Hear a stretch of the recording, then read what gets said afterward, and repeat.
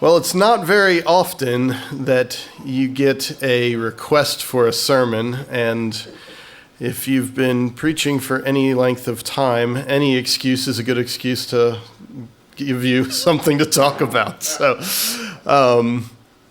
gonna give Jeremy a sec to pull up a video, which this is new technology to us, so it might take a hot second, but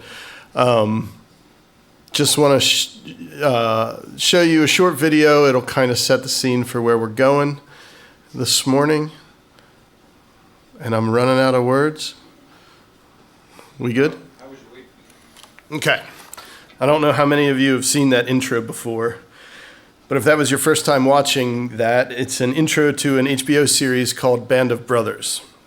Band of Brothers, when it was released, kind of went unnoticed. It wasn't really that big of a hit. They were expecting it to be, but it turns out that it was released in the fall of 2001, and there were some other things that were going on in our nation at the time, and people were more interested in 9/11 and the repercussions of that than they were in a new miniseries on HBO. But as time progressed, it has become known as one of the definitive American war dramas that have ever been produced. It follows the exploits of Easy Company, a group of soldiers that are part of the 101st Airborne Division. Easy Company left America with 140 soldiers. They fought in operations in the European theater of World War II, ranging from the pre-invasion of France on the night before D-Day. They were at the Battle of the Bulge, and they were part of the group that took Hitler's Eagle's Nest. During the course of their service, 49 of the 140 men lost their lives, and over the course of the war, about 336 people were a part of Easy Company in one form or another. They had a pretty high attrition rate. I've watched this show many, many times. The courage and camaraderie displayed from these ordinary men from all walks of life who were thrust into an unbelievable situation is extraordinary. So with that as the backdrop, this morning we're going to talk about another group of men who were also renowned for their martial exploits, David's mighty men. So in 1 Chronicles 11, 1 through 3, it reads, "All Israel came together to David at Hebron and said, 'We are your own flesh and blood. In the past, even while Saul was king, you were the one who led Israel on their military campaigns. And the Lord your God said to you, you will shepherd my people Israel, and you will become their ruler.' When all the elders of Israel had come to King David at Hebron, he made a covenant with them at Hebron before the Lord, and they anointed David king over Israel, as the Lord had promised through Samuel." So David was 30 years old when he became king. The reign of Saul, the first king of Israel, came to a tragic end in the previous chapter when fearing capture by his lifelong enemies, the Philistines, Saul killed himself by falling on his own sword. And so, in the beginning of the 11th chapter, the people of Israel anoint David king in accordance with Samuel's prophecy. The first thing that David does as king is to march to Jebus, the city occupied by a tribe of Canaanites known appropriately as the Jebusites. This is 1 Chronicles 11, 4 through 5. David and all the Israelites marched to Jerusalem, that is Jebus. The Jebusites who lived there said to David, "You will not get in here." Nevertheless, David captured the fortress of Zion, which is the city of David. So Jebus is renamed to Jerusalem, and it will come to be known throughout history as the city of David. It's where David's son Solomon builds the temple. It's the same city where Jesus comes to celebrate the Passover and dies on the cross. And it's that same city that is fought over still to this day. The author of the Chronicles then does something interesting. In the middle of this narrative about David's rise to power, he stops and records a unique list of men, David's mighty men. But the story of David, as you all know, did not start when he was 30 years old, being crowned king. In fact, it is more likely that this was the culmination of almost 15 years of promise, struggle, toil, and danger. When he was anointed to be king, David was so young that his father didn't even consider him to be eligible for the kingship when Samuel came looking for the next leader of Israel. He was definitely under 20 years old when his brothers went off to face the Philistines. From Numbers 1:3, we know that in order to be eligible for the army, Israelite men had to be at least 20 years old. And we know that David's 3 older brothers were fighting with the army that went out to meet the Philistines. But that leaves David and 4 of his brothers home and ineligible to fight. So we know he's a teenager. From his victory against Goliath to his coronation in chapter 11, David is beset with peril and hardship. First, as a member of Saul's household, David aroused the jealousy of the king who plotted to kill him. Then he spent time as a hunted outlaw, being pursued by Saul across all the country of Israel. After that, he lived in exile among his enemies, the Philistines. For 15 years, David fought in battles, large and small, against every tribe and nation in the whole region. He won renown, he won riches and wives, and he acquired one of the most rugged, tough bands of stone-cold killers the world has ever seen. When David fled the house of Saul for fear of being murdered, he was all alone. By the time he enters the land of the Philistines as an exile, he is the head of a war band of 400 men. All of these men are battle-hardened. They came from all corners of the kingdom to throw their fate in with David. They have fought and bled and beaten terrible odds to be part of David's fighting force.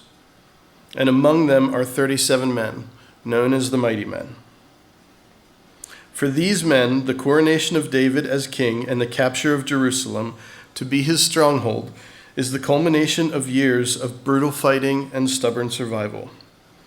And the author of Chronicles takes a moment to recognize these warriors and the achievements they have become renowned for.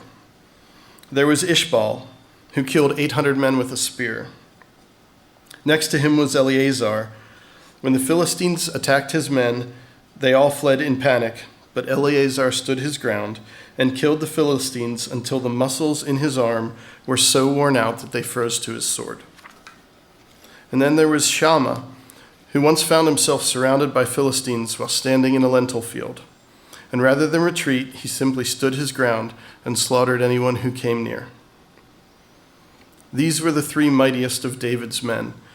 And in 2 Samuel 23, there's a special story about these 3 guys.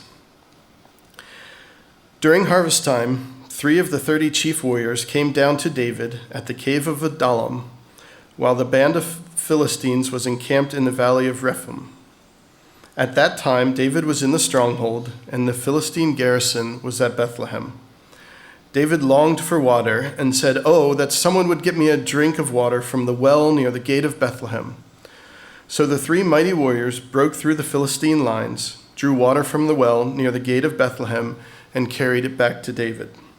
But he refused to drink it. Instead, he poured it out before the Lord. "Far be it from me, Lord, to do this," he said.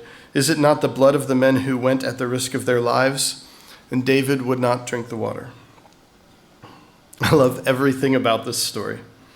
If I ever came into a ridiculous amount of money, I would absolutely bankroll this story as a movie. It would have to be a comedy. I just have this vision of the 3 most hardcore warriors in David's army running Johnny Depp style through an ancient army encampment, a jug of water sloshing over the sides, sword fighting through legions of stormtrooper-level Philistines, only to have the guy they got it for pour it out. Just 3 absolutely ripped dudes, heaving for breath, exhausted and bloodied, grinning and backslapping and congratulating each other while David pours the water out. You know who could have used the water? Those guys who just fought their way all the way through their armies that are encamped around Bethlehem. And now they are just as besieged as they were before and even more thirsty. And yet, the way the story is told, I get the feeling that they did it for the lulz. Much like the Musketeers, if you read between the lines, you get the feeling that these three men didn't fit neatly into any mold. In fact, they weren't even put in charge of anyone. They were cut from a different cloth. According to the record, their commander was Abishai, who killed 300 men in a single battle, and was probably a more sober and more responsible captain than any of the three. In addition to these warriors, the author of Chronicles also describes Benaiah, who killed 2 of Moab's mightiest warriors. He also killed an Egyptian who was 7'6", and he went down into a pit on a snowy day and killed a lion. In fact, many of the people who are listed among David's mighty men are on record as killing people from the region of Gath, which is the same region that Goliath was from. So it was somewhat of a rite of passage among David's mighty men to go and kill one of Goliath's relatives, I guess. Benaiah was put in charge of David's personal bodyguard. In addition to these people, the record also lists more than 40 warriors by name, and many of the names in this list appear elsewhere in Chronicles and Samuel and participate in other parts of the story of David and the forming of his kingdom. These were all men whose courage and faithfulness earned them a spot of prominence in the history of their kingdom. And they were heroes in their own time as well. Of the 290,000 men in David's army at the time of his conquest of Jerusalem, these 50 are called out by name. The stories of these brave men's exploits are certainly entertaining, and they definitely spark my imagination. But how do they apply to us today? It's unlikely Jeremy will have the opportunity to fight a lion in a snowy pit, no matter how willing he is. I'm not sure Nathan's spear-wielding skills are sufficient to take on 300 men. And Tom is much more likely to cook with lentils than to fight in a field of them. Chili. And while I have framed enough houses to recognize what it might feel like to have your muscles frozen on the handle of your sword, I've never put my life on the line for anything that I believe in. But David's mighty men certainly did. Many of them were outcast by King Saul as his tyranny grew. Many of them had families that were exiled with them and followed behind in the supply wagons. These men didn't run from the fight, they ran towards it. Where others saw defeat, they saw victory. Where lesser men cowered, they seized the initiative. But I don't think this was just the natural inclination of their hearts. Instead, much like the legend of Robin Hood, I believe that David took the men God gave him, outlaws, criminals, debtors, the dregs of society, and transformed them into men with an intense purpose and a clear mission. This is what men were made for. It's so baked into our DNA that it helps to define the distinction between men and women. Men are defined by the things that they do. And in our world today, we need men who are willing to be mighty. Guys, we don't have time for cowardliness. The world is quickly becoming a more dangerous place. We don't have time for selfishness. Just this week, a man in our community was diagnosed with cancer, and he killed himself over a $400 medical bill. We don't have time for apathy. Our communities and schools are teaching a generation of young people a philosophy that will lead to their destruction. We don't have time for insecurities. Social media is fragmenting our communities and dividing families. We don't have time for narcissism. Our kids are growing up right now. The men and women who grew up during the Great Depression and fought in the Europe and Pacific during World War II are often referred to as the greatest generation. And I believe they did plenty to earn that title. But they aren't only referred to that way because of what they did, but also because of why they did it. Thousands of men died in Europe fighting the Nazis because they felt like it was the right thing to do. Today we are so jaded by the world we live in, by social media and our culture, that I wonder if there will ever again be a consensus on what would constitute the right thing.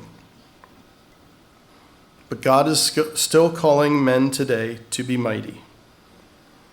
My prayer is that we will find our clarity of purpose and strength of will before it is necessary to go and fight the way that David's men or the men of Easy Company did.